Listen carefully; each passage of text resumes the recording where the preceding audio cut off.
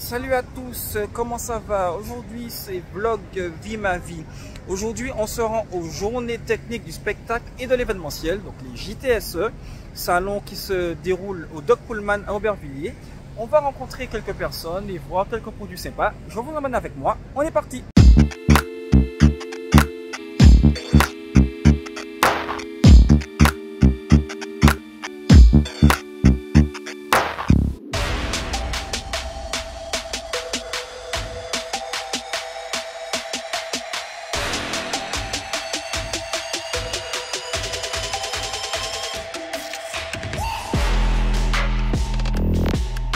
Alors, on fait un petit tour sur le stand de SGM en compagnie de Monsieur Souchot, l'illustre. Comment tu vas? Bah écoute, ça va bien, Rodney, merci beaucoup.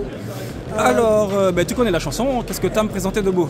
Eh ben, nous avons donc, outre les best-sellers, le Q8 et le P6 qui d'ailleurs cette année éclaire le stand, nous avons une semi-nouveauté en la matière, c'est le P3 Vision qui est donc un P6 réduit avec des pixels, les mêmes pixels, donc c'est un engin hybride qui peut se piloter en ArtNet et en DMX, ou les deux.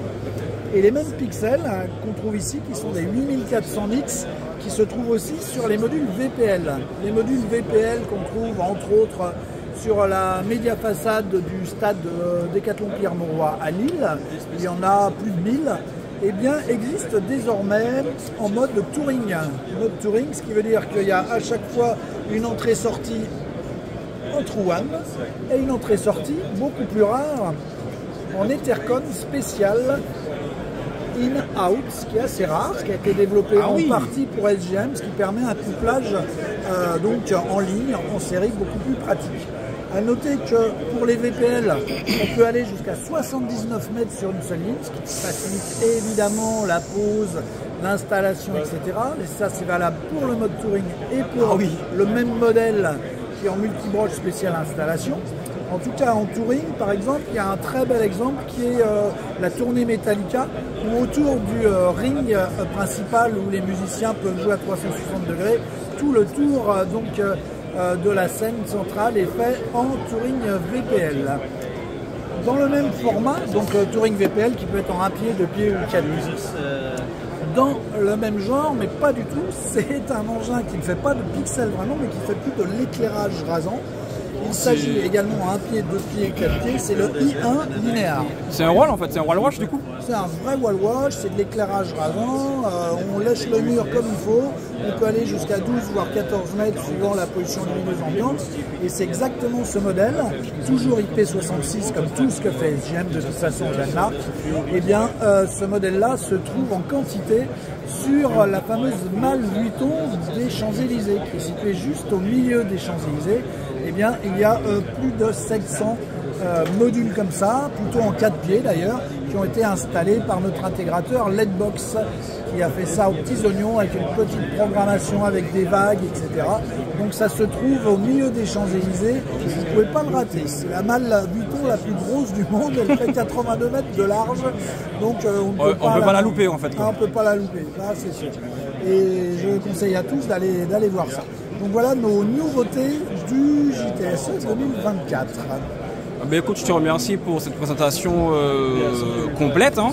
Eh bien, je t'en prie. Et puis, hâte d'avoir tout ça sous la main et on peut jouer avec. Hein. Ça promet. Eh ben, je sais que chez RS Productions, il y aura dans le parc de location d'ici peu des P3 Vision. On en reparlera à l'occasion.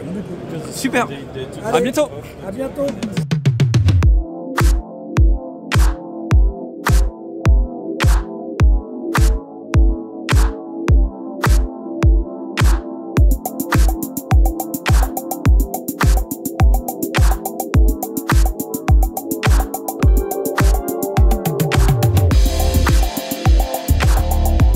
Ok, je continue ma balade et je m'arrête sur le stand d'épée microphone avec Christophe Bonneau.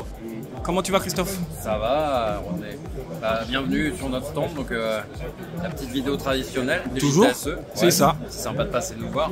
Alors, qu'est-ce que tu as de beau à me présenter cette année?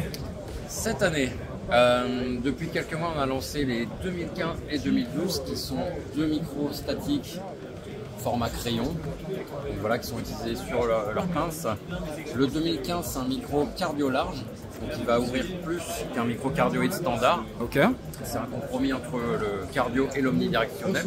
C'est un micro souvent qu'on utilise par paire, en over de batterie, de percussion, ou aussi dans les pianos. Ça marche très bien, piano, marimba, tout ça, tous ces instruments qui ont un spectre assez large. Le 2012, c'est un cardioïde, pur cardioïde, qui capte serré.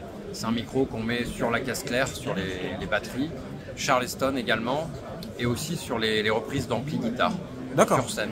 Ce sont vraiment deux produits novateurs qui sont ultra robustes. On a une nouvelle cellule, une nouvelle conception. Ils sont vraiment taillés pour le live. Ils encaissent des niveaux très forts. C'est des micros qu'on a déjà lancés sur des belles tournées comme Jane, comme Air, comme Clara Luciani, etc. Matt Pokora. On est du beau monde quoi. Du beau monde. Yamé aussi récemment. Non, c'est des micros qui sont bien accueillis par les sonorisateurs, par les prestataires, et qui sont bien placés niveau prix. On est sur un 600 et quelques hors taxe, donc on est plus abordable que les hautes séries chez DPA qui sont dans les 1400-1500 euros. Voilà.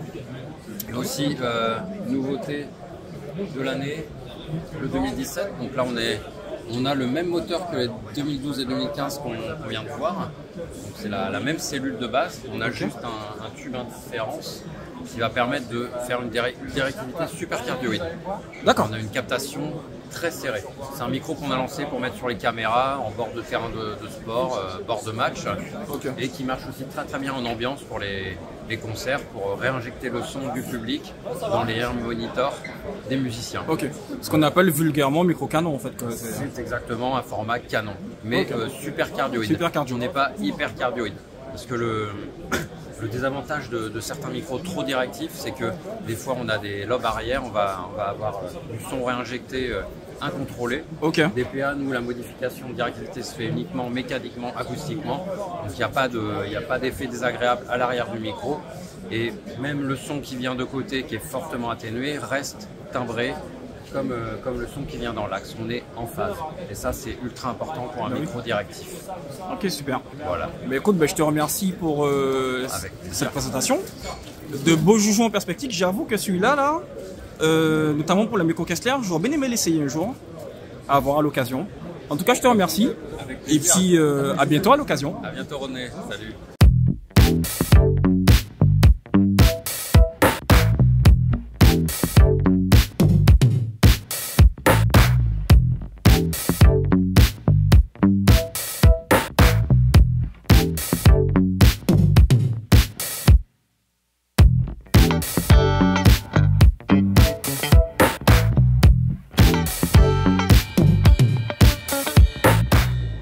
Alors je continue ma balade tranquillement sur le JTSE et je tombe sur ça.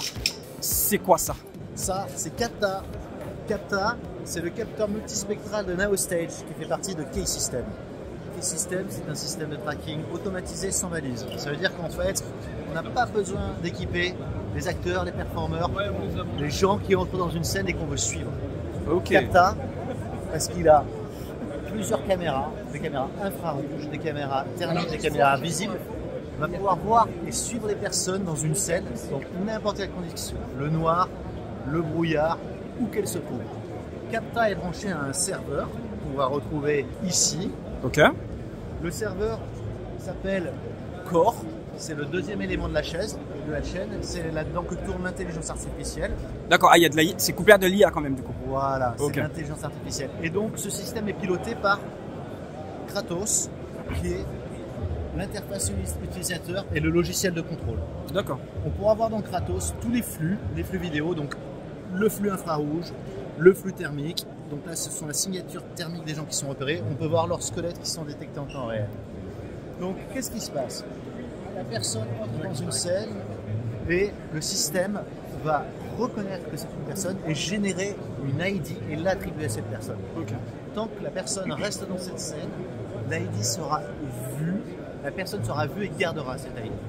Ensuite, on fait ce qu'on veut. On va avoir ici un target patcher. Là, on a mis des noms. Ça pourrait être des fonctions disant suivi lumière, vidéo, audio. Et on va associer des target, dans ce target patcher, à des détections. D'accord.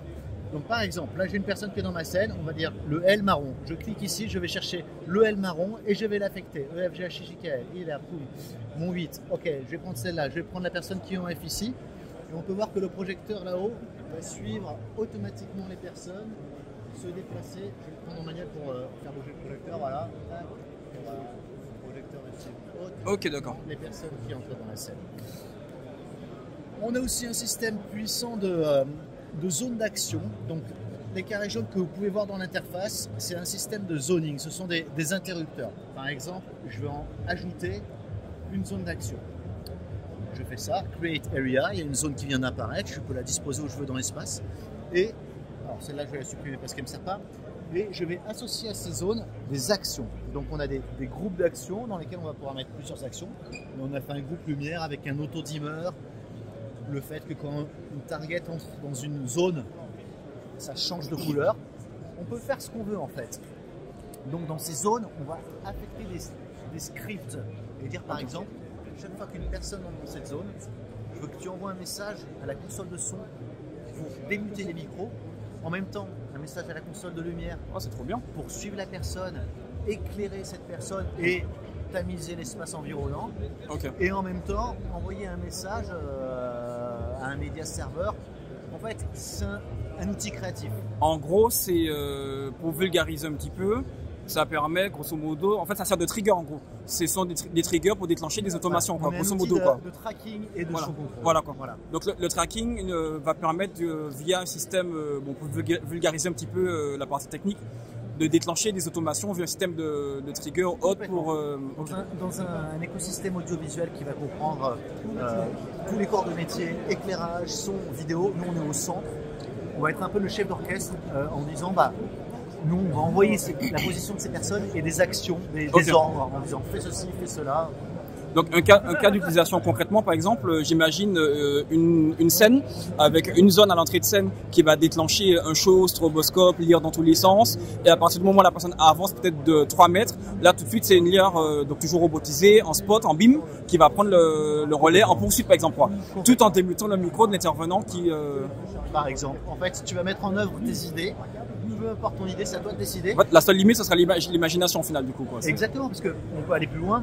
On peut aller, nous, donc, là ici, on a une bibliothèque de scripts qui est déjà prête à l'emploi, qui concerne le son, le tracking, la lumière, mais tu peux créer ton propre script et faire des scripts multiconditionnels. D'accord. Si ceci, mais cela, je veux que ceci. Ok. Voilà. C'est un système assez flexible, ouvert, très rapide à prendre en main. Le système s'installe en une demi-heure pour une personne, entre 20 minutes et une demi-heure pour une personne expérimentée. Ça va? Et, oui, c'est très rapide. Ça va. On l'a conçu pour répondre aux besoins des événements live, du touring, pour être fiable, solide, rapide, pour gagner en productivité, optimiser ses coûts et gagner en créativité aussi. Et Cocorico, c'est français? Oui, breveté. Ah, breveté en plus donc. En France, on a du talent, c'est beau ça. Et donc le nom de la boîte du coup? Nowstage. Nowstage. Basé à Nantes et Rennes. D'accord. En Bretagne. Ah ben super, merci pour la présentation. Merci beaucoup. C'est génial.